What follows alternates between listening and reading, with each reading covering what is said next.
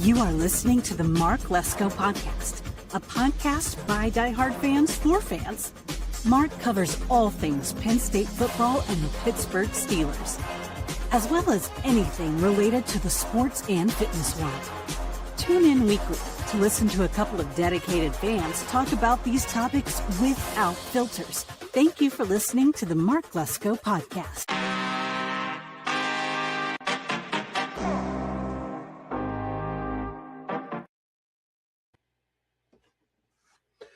What's up, mateys? Welcome to the Mark Lesko Podcast. I'm your host, Jay Rod, and this is Pirates Central. Unfortunately, it's a somber one today. Just as the very first spring training game was going to happen, the legend, the iconic player, Bill Mazeroski, has passed. I mean, how do you say goodbye to a legend who has dedicated basically his entire career at Pittsburgh? I mean, he owes his entire legacy to the black and gold. Being a part of the team that had won a World Series for the first time in 35 years. The Pirates hadn't won a World Series since 1925 up until that point. And in 1960, a young Bill Mazeroski goes up to the plate for Game 7 of the 1960 World Series against the New York Yankees. Ralph Terry hangs a 1-0 pitch, and Bill hits at 406 feet. The first walk-off home run in the history of the World Series. In all of baseball, never has a game ended on a home run up until that point. And they won it 10-9. It was considered one of the most lopsided World Series ever, because if I'm right about this, every time the Pirates lost, it was by the ugliest margins. I mean, they say it was like 11-0, 16-3, like it was insane, like the craziest losses ever. And then you see the game end with the home run, and just again 10-9. To see that kind of score in a World Series has to just be ludicrous today, but it was a different time. And, you know, the thing that just fascinates me about going back through Bill's career, I mean, he was signed in 1955 by Branch Rickey. By Branch Rickey, the guy that brought Jackie Robinson to the major leagues, that broke the color barrier in baseball, was the general manager for the Pittsburgh Pirates in the time, and saw something in this young guy. And when he went to the Williamsport Grays, he started his career kind of like, not in a Jack Sawinski way, but he didn't have the best stuff. I mean, in 93 games, the guy hit 235. I mean, for the 50s, that would probably be like, oh my goodness, like how dare this guy even try to go on a field? But certain things happen, and he started to adjust in the infield. And by the time he got back into it next year, he was hitting 293 in 114 games with 11 homers.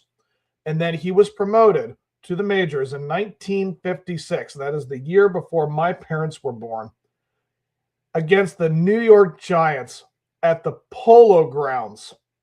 I mean, the fact that this guy stepped on the field when the Giants were in New York, not in San Francisco. Again, the history back then, it's unbelievable what these players had before we even knew that it was going to be such a big change. I mean, all these teams that went to the West, and how it's structured in this day, the guy was a part of the history before that. I mean, that's what we always remember, though. With Bill Mazeroski, it's always going to be that home run. It's absolutely one of the greatest moments in the history of the game. I mean, it's everything. I mean, when a lot of people, of course, with my dad and my uncles' generation, when they were kids, I mean, I do remember hearing stories about Bill Mazeroski with the 1971 series because that was when my uncle and my dad, were kids and they grew up hearing about the Pittsburgh Pirates with Roberto Clemente and Elroy Face and company. I mean, I would hear I love when you hear the history of this sport, especially at that time, because again, that was the richest time in the Pirates' history. And I have relatives that get to wax nostalgic about it all the time, and it's so much fun to listen to how those players are a part of the history. I mean, everyone could argue that Bill deserves to be up in the history of the game. Oh, hey Thomas, rest in peace, Maz. Let's see here again. My great uncle owned a bakery in Somerset, and Maz was good friends with Uncle Lloyd. Big time Pirate fan. Lloyd passed about 7 years ago. Hope they're up there enjoying some donut. Oh, bud, that's so cool. Awesome, Thomas. I love it. Like, that's absolutely amazing. Again, how can you not consider like how many faces you put on the Mount Rushmore of baseball for the Pirates? I mean, everyone knows Honus Wagner is a part of that, and everyone knows that Roberto Clemente. And I mean, it'd be obvious that Willie Stargell is the third. And for the fourth, I think for the longest time, we can say that Bill was the other guy. Everyone's talking about how Andrew will eventually like be a part of that Mount Rushmore. But Bill, what he had contributed to the team, I mean, he was one of the best defensive players as a second baseman, probably for the, 20, 30 years at the time. He just had absolutely incredible base instincts. I think his double play, like he had a record of like putting 160 some double plays or 140. I forget what the real number was, but he had one of the greatest stats as an infielder in the history of the game. I mean, he eclipsed Jackie Robinson with the Brooklyn Dodger. Like the record was held at that point, and Bill surpassed it. That's just an insane number to hear that he recorded that many double plays in a season. And yeah, the guy finally, after all those years, I mean, he started to be eligible, I believe, for the Hall of Fame in 78, and he didn't get that until 2001. So it took 24 years for these guys to, say, hey, he's in the Hall of Fame and he deserves it, and rightfully so. He will always go down as one of the greatest to represent Pittsburgh, to say the Yinzer culture, started. They called them the Battling Bucks in the 60s. That was the true nature of the Pirates at that point. He started that. He was one of the guys that began that. I mean, let's see, watching Root Sports, FSN in Pittsburgh, those Pirates documentaries and how they were family rings true. My uncle was around the 70s clubhouse and was always down in Florida. Oh, dude. Again, see, this is what I'm saying. We're all relatives of fans that, have stories and have great memories. And that's really what this is all about. I mean, when you look back on the history of a player and when it's time to say goodbye, I mean, there's so many things you can bring up and all these great moments. But again, it's always going to come back to that one. I mean, knowing that he basically began a culture, and we have now the season that is upon us. It's kind of tying where there's a lot of great history that came before them. And I'm not saying that knowing that they are gone and it's over with. I mean, we've got to start thinking about how these players in this organization are going to try to become the next Bill Mazeroski. That's really what that's what sports do. I mean, they carry on the traditions of the guys that started things. And Bill is always going to be a part of that. So it's an incredible career.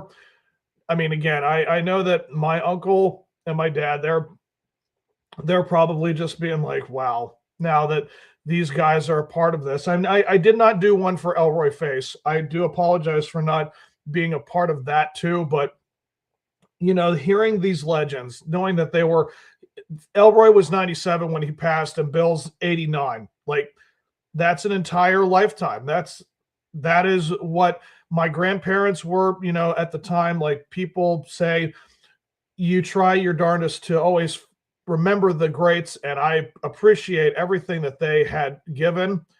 And yeah, Bill will always go down as one of the greatest Yinzers and one of the greatest players in the history of the Pirates. So I'm going to wrap it up, guys, with this showing. And yeah, let's just bask in this.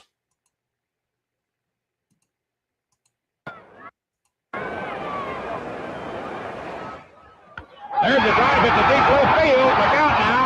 That ball is going down. World Series another. Mazeroski hits it over the left field fence for a home run, and the Pirates win it 10-9 and win the World Series.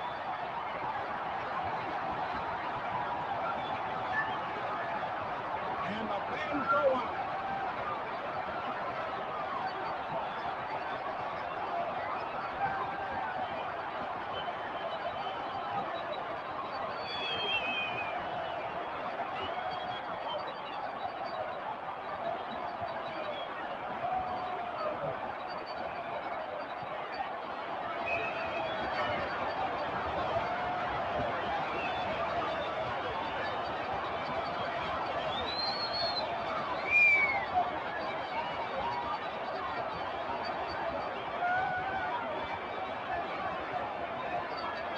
The Pittsburgh Pirates are the champions of the world, as Bill Mazeroski, leading off in the last of the ninth, hits his second homer of this World Series.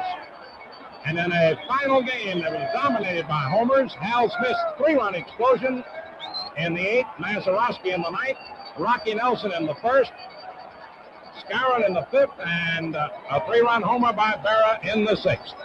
And the Pittsburgh Pirates are acclaimed the champions of the world. And the final score, the Pirates 10 runs, 11 hits, no errors. The Yankees 9 runs, 13 hits, 1 error.